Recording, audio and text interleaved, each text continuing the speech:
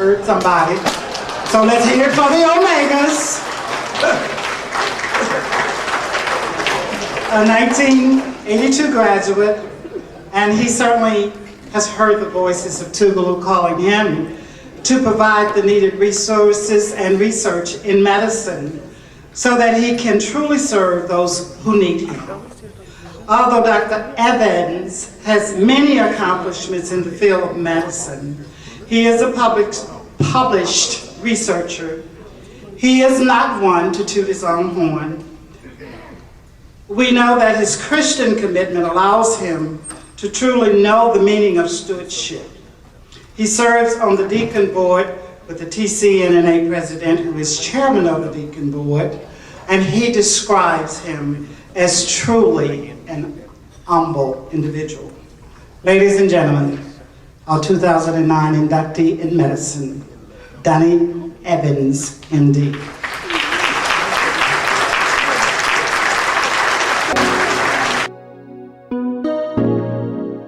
Donnie Evans. Dr. Donnie Evans is an honor graduate of Stanford University School of Medicine, and he is board eligible in internal medicine. He is a published researcher in the field of heart transplants, and he has completed significant work with bone protein detection in osteoporosis. Dr. Evans currently practices internal medicine with Holland Avenue Medical Group and CPR Medical Group. His affiliations include the American Medical Association, the National Medical Association, Texas Medical Association, and the Harris County Medical Society. He is a member of Texas Pain Society and a member of Omega Psi Phi Incorporated. He serves as a deacon at Wheeler Avenue Baptist Church, where he also serves as the preschool Sunday school director and teacher. Dr. Evans is married to Shirley Carson Evans and has two sons, Donovan, 20 years old, and Devin, 16 years old. Dr. Donnie Evans.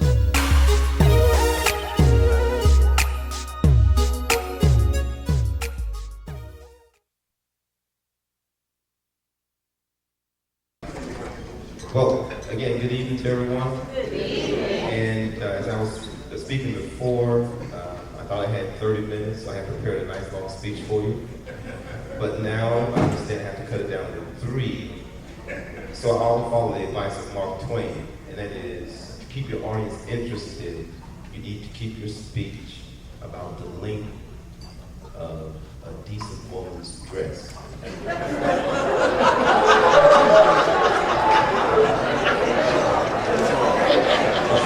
See, now everybody's thinking, and it's all about what you're thinking, right? It's not about what I'm saying, it's what you're thinking. And what I'm thinking is, it should be short enough to cover the subject, but long enough to keep it interesting. So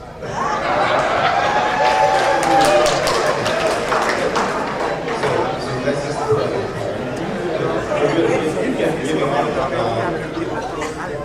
Giving honor and thanks to God, to Jesus Christ. I thank you for allowing me to stand before you this evening. To President Hogan, President Anderson, the Board of Trustees, Tougaloo College Alumni Association, and all honorees and distinguished guests, family, and friends that have come.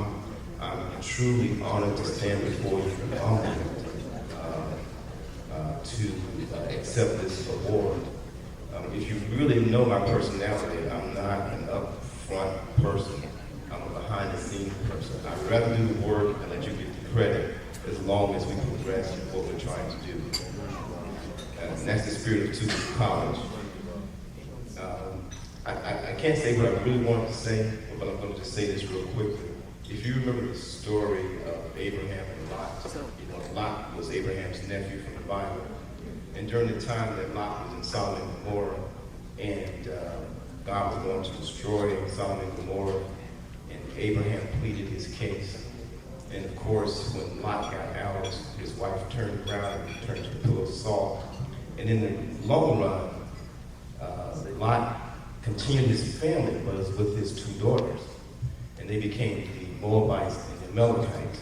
And if you remember, the Moabites and the Amalekites they fought, and they also fought the Israelites. And the reason I'm saying this is that family never supported the person that prayed for him to get out alive from Solomon and Gomorrah. They were enemies for the rest of their lives. Tougaloo College, during the civil rights time, was here praying and supporting all of us, all of our families, our forefathers, so that we would have the right to go to places that would take away from Tougaloo the most talented students to go to places like Mississippi State for Ole Miss, to lead the state. But in the long run, Tougaloo College is still blessed because we prayed for somebody else. And now the Civil Rights Museum is going to be a part of Tougaloo College.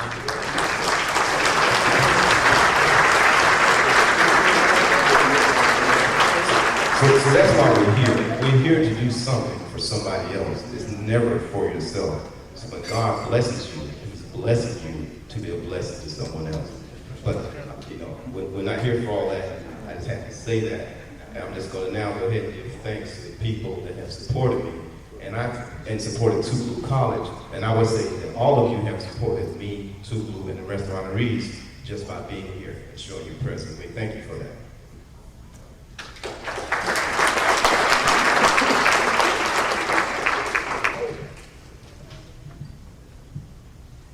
I wrote down a list because I don't want to forget anybody.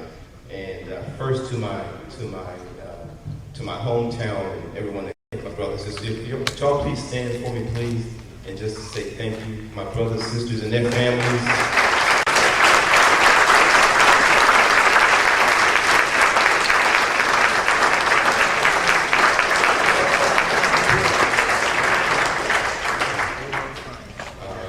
One of my aunts is here. My cousin is really my cousin aunt is here as well, and I thank them for coming. And my mother, who has supported me even when I was really hard to deal with, and when I am still hard to deal with, I still thank her for giving me that support. To my two children, Donovan and Devin, could y'all stand please, for allowing me to be uncool, weird, and old-fashioned, and still show me a little respect at home. I thank you. And then to my wife, Shirley Carson Evans, she's also Tougaloo alumni, classmate too. This last thing I said, I'm going to sit down.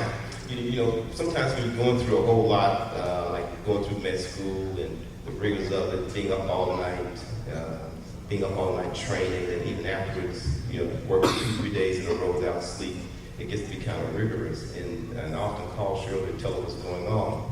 And a little later on, I found out that sometimes you do a phone call and people would have a medical question, and they would ask if I was there.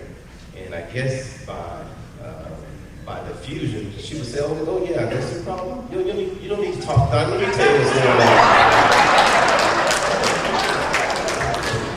I had to stop her from doing that. But again, I'm going to sit down now. Thank God that all of you have come. Thank God for all of your support. And because you've done such a good job of support, you can expect to be hearing from us again over the coming years. Thank you very much.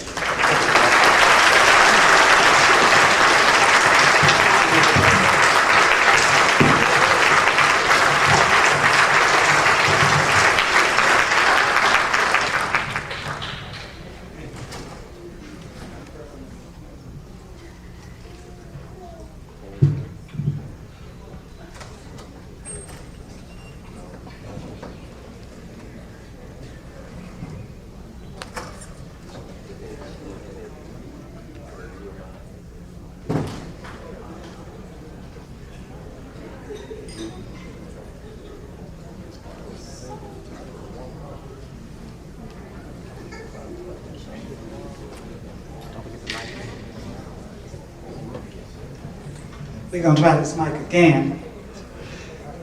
This is our last inductee. And it was, if you're wondering why the lady was last, because we went in the order of the category. Had nothing to do with placing men first. Okay? I want you to know that. Dr. Allie Louise Almorando, a 1951 graduate. When Jesus said, "You are the light of the world, even so let your light shine before men, that they may see your good works and may glorify your Father which is in heaven," he meant Christian women as well as men.